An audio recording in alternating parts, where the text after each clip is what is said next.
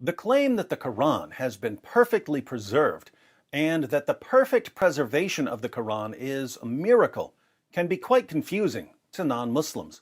We wonder whether there's any good evidence that the Quran has been perfectly preserved. We wonder how preserving a book would even qualify as a miracle. But I figured out a way to help non-Muslims understand the Muslim position. I figured out a way to make this as clear as the Quran itself.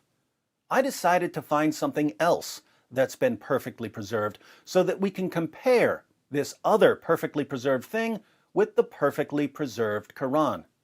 By understanding why it's miraculous for this other thing to be perfectly preserved, we can finally understand the miracle of the Quran.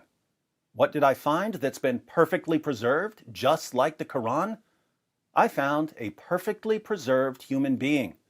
I found a human being who has been perfectly preserved from the time he was born, just as the Quran has been perfectly preserved from the time it was revealed to Muhammad.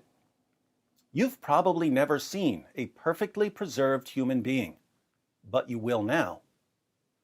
Here he is. His name is Yorick. Yorick has been perfectly preserved, just like the Quran.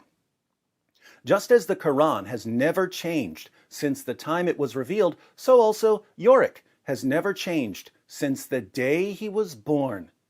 Notice how every bone in Yorick's body has been perfectly preserved, just as every verse in Surah 33 of the Quran has been perfectly preserved, even though more than 200 verses are missing from that one chapter.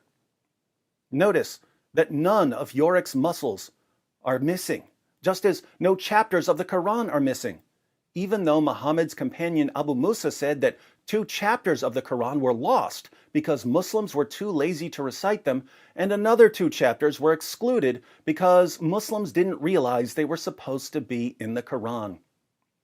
Notice that Yorick still has all of his internal organs, just as the Quran still has all of the passages that were lost forever when the only Muslims who had them memorized died in battle.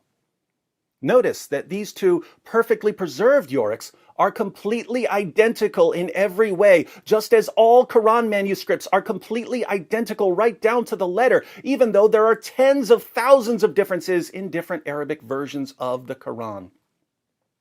Now, you may still be confused. You may be wondering how Yorick can be perfectly preserved when, to you, he doesn't look like he's been perfectly preserved. But I have 2 responses. First, you don't know what Yorick looked like the day he was born, just as Muslims don't have a copy of the Quran from the time of Muhammad. Uthman burned all of the early copies of the Quran to cover up the differences. So we have no way of knowing how different today's Quran is from the original Quran, just as we have no way of knowing how different Yorick is from the day he was born.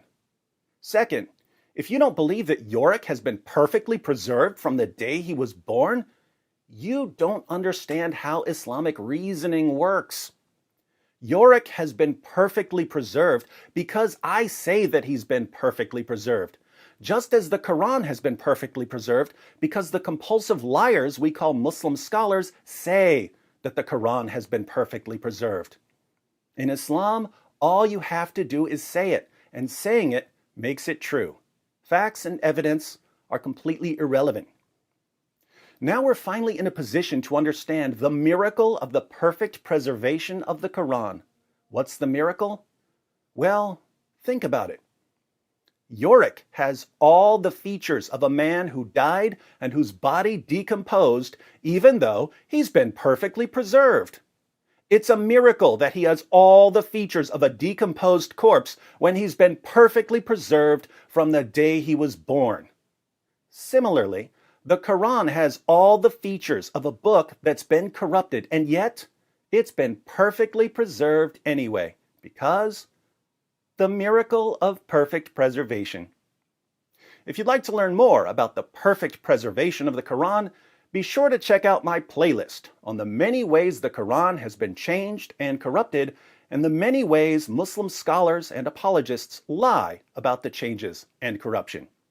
You Muslims especially need to learn the history of your book. Unless Like poor Yorick.